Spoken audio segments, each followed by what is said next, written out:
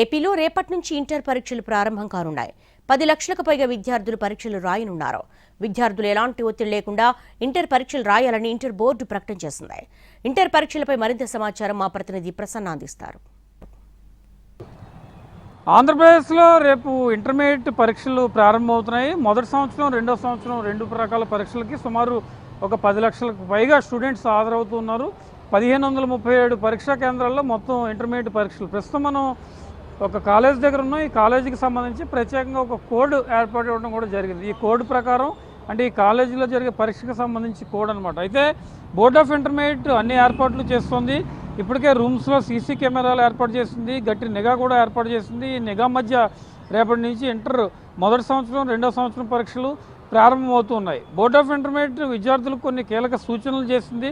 ఎలాంటి ఒత్తిడి లేకుండా పరీక్ష రాయాలి, అదేవిధంగా తల్లిదండ్రులు కూడా విద్యార్థుల విషయంలో జాగ్రత్తలు కూడా తీసుకోవాలని ప్రధానంగా చెప్పడం జరిగింది. దీనికి సంబంధించి అన్ని రకాలుగా కూడా బోర్డ్ ఆఫ్ ఇంటర్మీడియట్ ప్రత్యేక దృష్టి పెట్టిన పరిస్థితి కనిపిస్తుంది. ఎందుకంటే ఇంటర్మీడియట్ పరీక్షలు అంటే చాలా ముఖ్యమైనవి. విద్యార్థి జీవితంలో 10th క్లాస్ తర్వాత రాసే ఇంటర్మీడియట్ పరీక్షలు అత్యంత ప్రభావం చూపించే పరీక్షలు కాబట్టి ఎలాంటి ఇబ్బందులు లేకుండా చాలా ప్రశాంతమైన వాతావరణంలో ఇంటర్మీడియట్ పరీక్షలు రాసుకోవాలని తల్లిదండ్రులకు కానీ విద్యార్థులకు కానీ ప్రధానంగా సూచించడం జరిగింది. అంటే తల్లిదండ్రులు విద్యార్థుల మీద ప్రత్యేక దృష్టి పెట్టి చేసుకోవాలని. మరోవైపు ఈ ఏడాది ప్రథమ ద్వితీయ సంవత్సరం కలిపి 10,57,312 మంది విద్యార్థులు హాజరవుతున్నారు.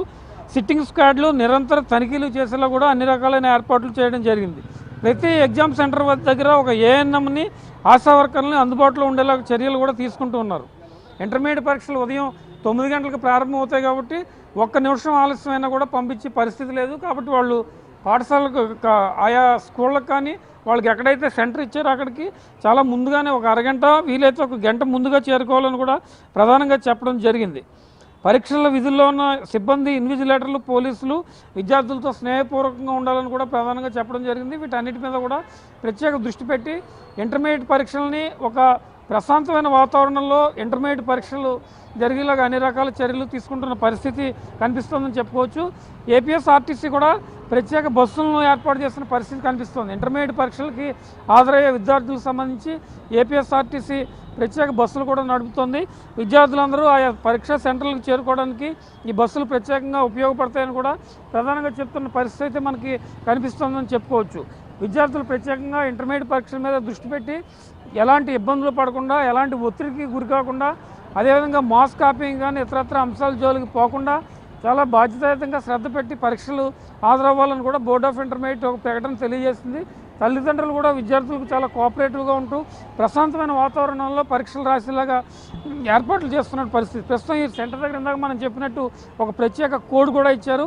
రాష్ట్ర వ్యాప్తంగా రేపటి నుంచి ప్రారంభమైన ఇంటర్మీడియట్ పరీక్షల్లో 10 లక్షలకు పైగా విద్యార్థులు ఇంటర్మీడియట్ పరీక్షలు రాస్తున్నారు. కాబట్టి ప్రశాంతమైన వాతావరణంలో పరీక్షలు నిర్వహించడానికి బోర్డ్ ఆఫ్ ఇంటర్మీడియట్ ప్లాన్ చేస్తున్న పరిస్థితి మనకి కనిపిస్తుంది. కెమెరా పర్సన్ సీనుతో ప్రసన్న, ఎన్టీవీ, అమరావతి.